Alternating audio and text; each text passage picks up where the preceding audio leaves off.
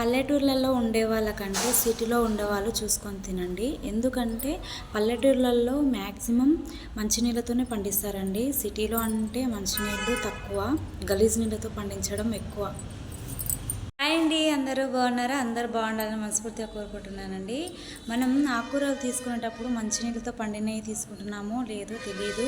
కొన్ని ఆకుకూరలు తీసుకోవడం వల్ల వామిటింగ్స్, మోషన్స్, జ్వరం అనేవి వస్తాయండి. జాగ్రత్తగా గమనించి తీసుకోండి. మనం ఆకుకూరలు మంచివా కాదా అనేది ఎలా తెలుసుకోవాలి అంటే, మనం ఆకుకూరలు తీసుకున్నప్పుడు ఏర్లు ఉంటాయి కదా, ఏర్ల దగ్గర మనం అయితే వాసన చూడాలండి, స్మెల్ చూడాలి. స్మెల్ చూస్తే మనకి మంచిగా ఆకుకూరకు సంబంధించిన వాసన వస్తే అవి మంచివండి.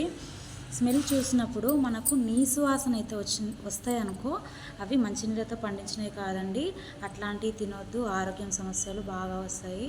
ఇది గమనించుకొని తినండి, లేదంటే ఆరోగ్యపరంగా దెబ్బతింటారు మీరు.